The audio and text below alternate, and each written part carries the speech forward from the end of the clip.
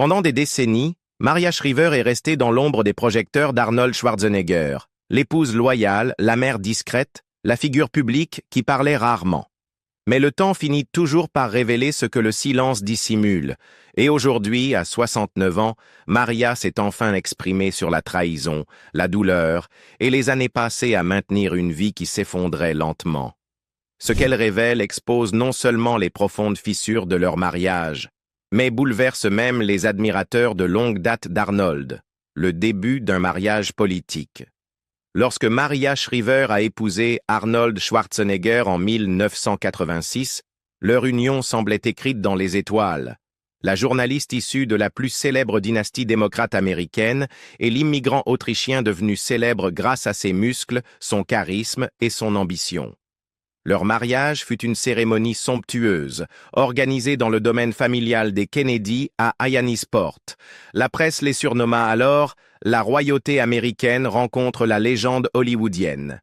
Mais derrière les caméras, des tensions existaient dès le départ. Maria venait d'une famille profondément ancrée dans le service public, la diplomatie et la rigueur. Arnold, au contraire, était audacieux, sans filtre, et habitué à obtenir ce qu'il voulait. En privé, des amis ont plus tard admis que leurs valeurs s'opposaient souvent, notamment sur la politique, l'ambition et la vie privée. Pourtant, Maria croyait en ce mariage. Elle croyait en Arnold. Elle a sacrifié sa carrière montante chez NBC pour le soutenir, élever leurs enfants et devenir le pilier silencieux de leur foyer. Ce silence dura pendant une grande partie des années 1990 et 2000, alors qu'Arnold passait de l'icône du cinéma au prétendant politique. Maria fut à ses côtés lorsqu'il annonça sa candidature au poste de gouverneur de Californie en 2003, même si la controverse éclata aussitôt. Quelques jours avant l'élection, le Los Angeles Times publia des révélations explosives. 6 femmes accusèrent Arnold de comportements sexuels inappropriés remontant sur plusieurs décennies. Maria fut prise de court, mais elle se présenta devant les caméras pour défendre son mari. « Vous pouvez écouter toute cette négativité et devenir cynique », déclara-t-elle à l'époque, « ou vous pouvez rester optimiste et croire en l'humanité. » Ce fut un moment de grâce publique, mais à un prix privé. La femme qui s'était construite un nom dans le journalisme n'était plus qu'un accessoire politique, aux côtés d'un homme accusé d'un comportement qu'elle n'a jamais complètement compris. Et pourtant, elle resta. Pendant 2 mandats de gouverneur, malgré les scandales et les rumeurs selon lesquelles l'image de leur famille relevait plus de la mise en scène que de la réalité.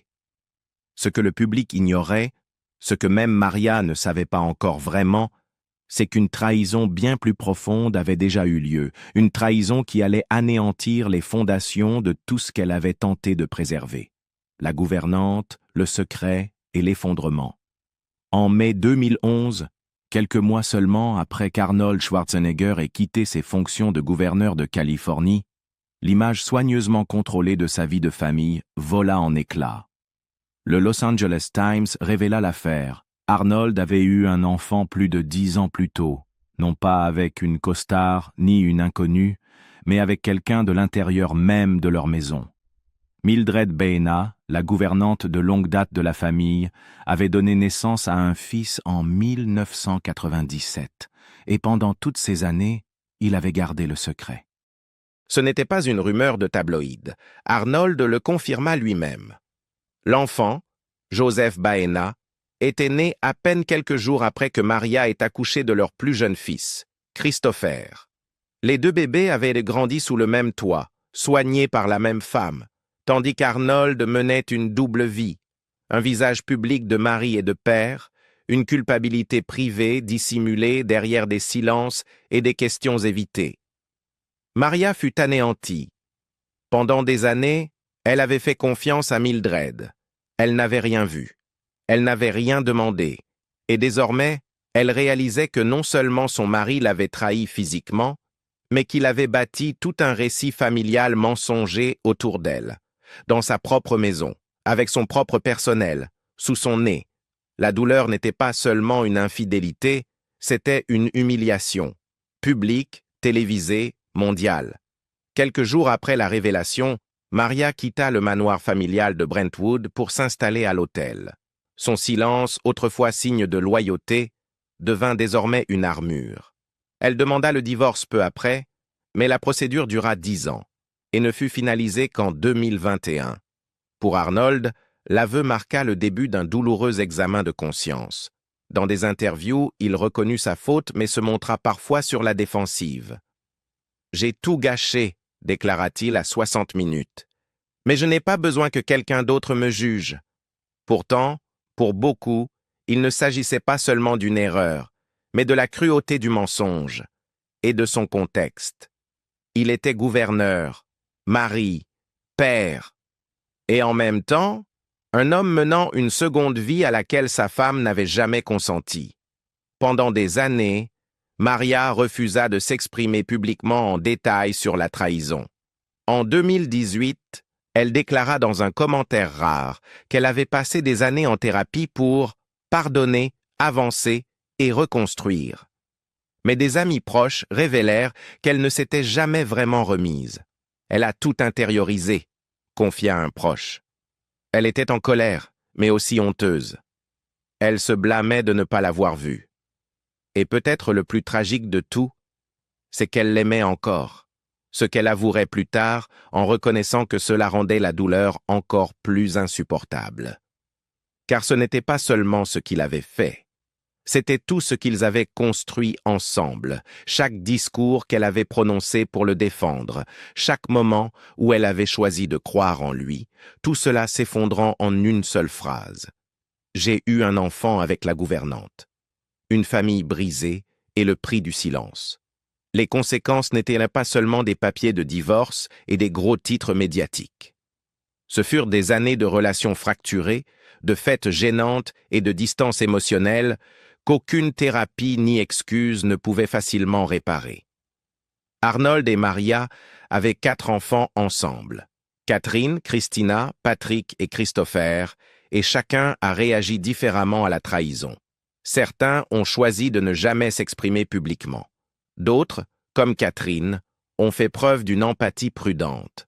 « Ce n'est pas mon histoire à raconter », déclara-t-elle dans une interview en 2014. Nous essayons tous simplement de guérir. Mais guérir, dans ce cas, signifiait démêler des années de façade publique d'un deuil privé. Leur plus jeune fils, Christopher, avait grandi sans le savoir aux côtés de son demi-frère Joseph. Les deux étaient nés à quelques jours d'intervalle, l'un élevé comme un Kennedy Schwarzenegger, l'autre tenu en retrait, officieux, invisible. L'impact sur les 2 garçons fut profond. Joseph, pendant de nombreuses années, fut exclu des réunions de famille. Il ne fut pas invité au mariage. Il n'eut aucune relation formelle avec Maria ou les autres enfants d'Arnold. Maria, malgré tout, ne parla jamais mal de Joseph. Elle ne blâma pas l'enfant. Mais son existence était un rappel douloureux d'une époque où tout ce qu'elle croyait sur son foyer n'était qu'un mensonge. En privé, ses proches affirment qu'elle lutta avec une profonde culpabilité, non pour quelque chose qu'elle aurait fait, mais pour la confiance qu'elle avait placée dans les mauvaises personnes et pour ce que cela avait coûté à ses enfants. Pendant ce temps, Arnold tenta de reprendre le contrôle du récit public. Il posa avec Joseph pour des séances de sport sur Instagram, loua l'athlétisme de son fils et le réintroduisit lentement dans la sphère publique. Mais même cette décision fut critiquée. Beaucoup y virent un geste calculé de plus, embrassant son autre fils, non par amour ou remords, mais pour redorer une image encore marquée par le scandale. Lorsqu'on lui demandait en interview s'il avait présenté ses excuses à Maria, Arnold éludait souvent. Il disait des choses comme « on est passé à autre chose » ou « tout va bien maintenant ». Mais selon des proches de Maria, le pardon n'avait pas été accordé si facilement. Maria ne chercha pas à se venger. Elle ne s'exprima pas avec amertume. Elle disparut plutôt des projecteurs et recommença à faire ce qu'elle avait toujours fait, aider les autres. Elle retourna au journalisme. Elle se concentra sur son travail associatif, notamment dans l'émancipation des femmes et la recherche sur Alzheimer. Mais quelque chose avait changé. Ses interviews étaient plus tranchantes, ses mots plus posés. Dans un podcast de 2020, elle déclara « J'ai passé une grande partie de ma vie à essayer d'être parfaite, à me taire, à protéger l'image, mais cette image a eu un prix. » Ce prix, elle l'a finalement reconnu, c'était sa voix. Pendant des années, elle s'était tue pour préserver l'unité de la famille. Désormais, à 69 ans, elle était prête à parler, non seulement d'Arnold, mais du poids d'être une femme à qui l'on demande de tout endurer en silence. Secret, cicatrice et l'ombre du pouvoir. Même après les excuses publiques et la séparation légale, le passé d'Arnold Schwarzenegger refusait de rester enfoui. Juste au moment où la famille commençait à se reconstruire, chacun à sa manière, d'autres ombres de son histoire refirent surface. Certaines étaient politiques, d'autres profondément personnelles, mais toutes pointaient vers un schéma que Maria ne pouvait plus ignorer.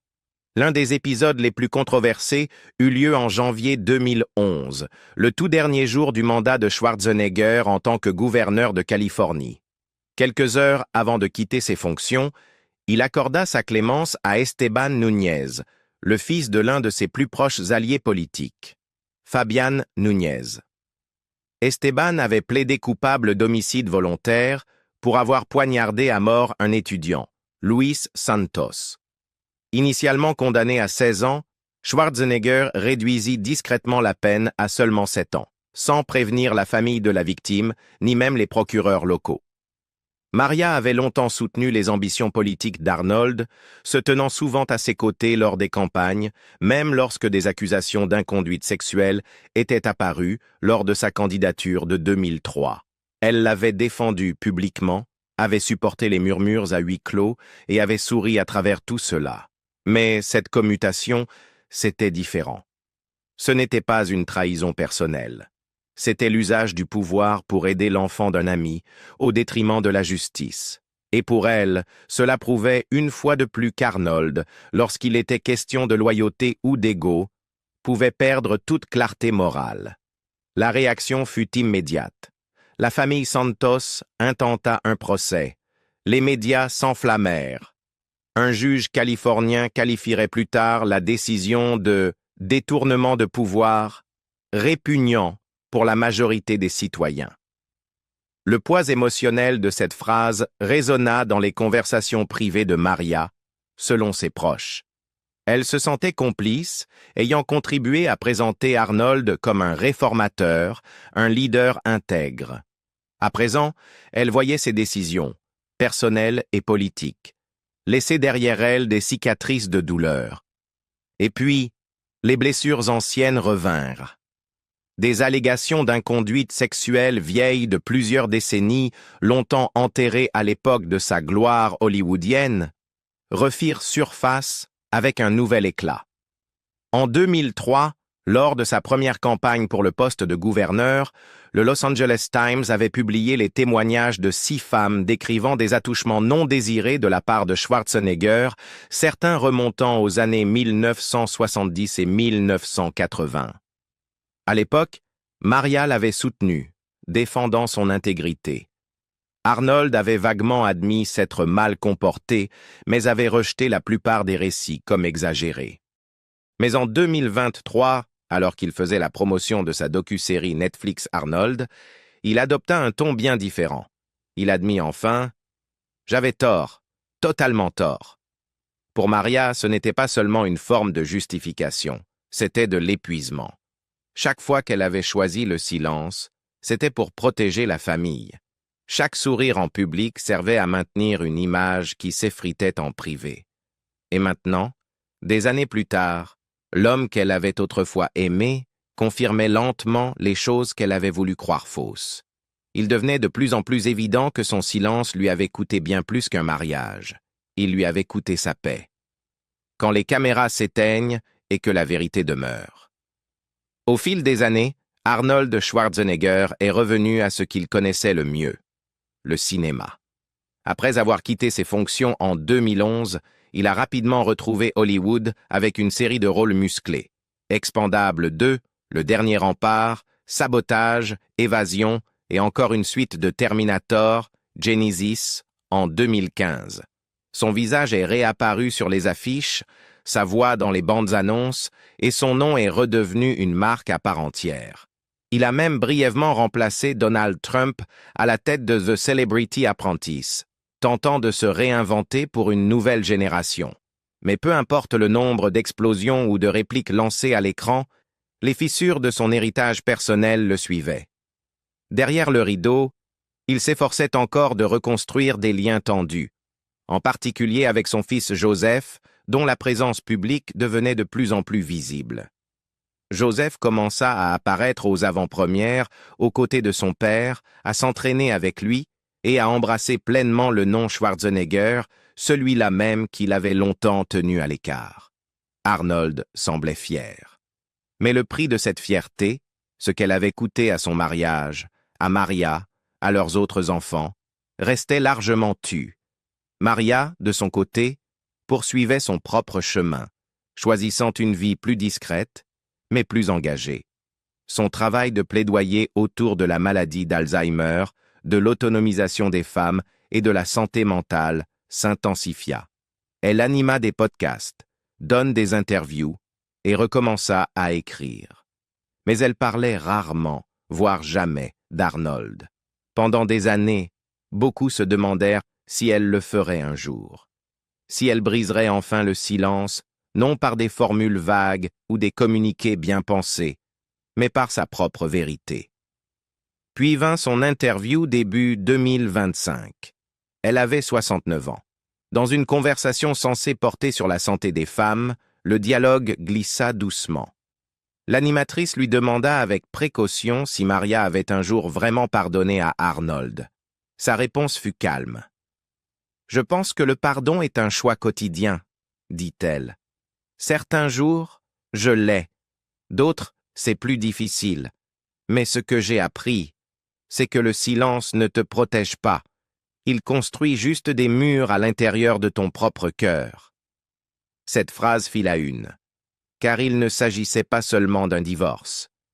Il s'agissait d'une femme qui avait donné des décennies de sa vie, d'abord comme fille de Kennedy, ensuite comme première dame de Californie, et enfin comme épouse d'un homme puissant, même lorsque les secrets de ce dernier s'empilaient.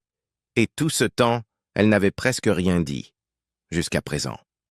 Maria ne cita aucun nom. Elle ne se déchaîna pas. Elle n'accusa personne. Ce qu'elle fit fut encore plus bouleversant. Elle dit la vérité sur ce que le silence fait à une personne qu'on a formée à protéger les autres au prix d'elle-même. « Je croyais que rester silencieuse faisait de moi une femme forte, » dit-elle. Mais la vraie force vient de l'honnêteté. Le monde n'a pas été choqué parce que Maria a parlé. Le monde a été choqué parce que ce qu'elle a dit révélait le poids qu'elle avait porté en silence pendant bien trop longtemps. Héritage, perte et l'ultime vérité. Les mots de Maria Shriver ont résonné bien au-delà du fauteuil de l'interview. En une nuit, les réseaux sociaux se sont enflammés. Non pas de potins, mais de réflexions. Des femmes de tous âges ont commencé à partager leurs propres histoires. Des années passées dans l'ombre d'hommes puissants. Les paroles de Maria avaient touché une corde sensible. Non parce qu'elles étaient scandaleuses, mais parce qu'elles étaient douloureusement familières. Et pour Arnold Schwarzenegger, le silence qu'il avait autrefois protégé résonnait désormais avec un nouveau type de confrontation. Lorsque Maria s'est exprimée à 69 ans, Arnold poursuivait pleinement sa carrière à l'ère du streaming. Sa comédie d'action Fubar, sortie sur Netflix en 2023, avait bien marché, suffisamment pour obtenir une deuxième saison en 2025. Il avait prêté sa voix à des personnages animés, joué dans des documentaires sur sa propre vie et continuait d'apparaître dans des événements mondiaux comme une sorte d'homme d'État, jonglant entre célébrité, héritage et plaidoyer climatique. Mais malgré ses efforts pour rester pertinent, le vide émotionnel laissé par le départ de Maria ne s'était jamais vraiment comblé. En bien des aspects, Schwarzenegger était un homme coincé entre deux époques, l'une fondée sur la domination, la conquête et une masculinité stoïque, l'autre sur la responsabilité, l'émotion et la transparence. Son aveu dans le documentaire Arnold de 2023, lorsqu'il a déclaré à propos de son comportement passé « J'avais complètement tort », fut peut-être le moment le plus vulnérable de sa carrière. Mais même cette confession semblait mesurée, calculée, formatée pour un public de streaming. Ce que Maria avait fait, en revanche, était brut. Ce n'était pas scénarisé. Et cela ne pouvait pas être effacé. Les retombées n'ont pas été un tourbillon de tabloïds.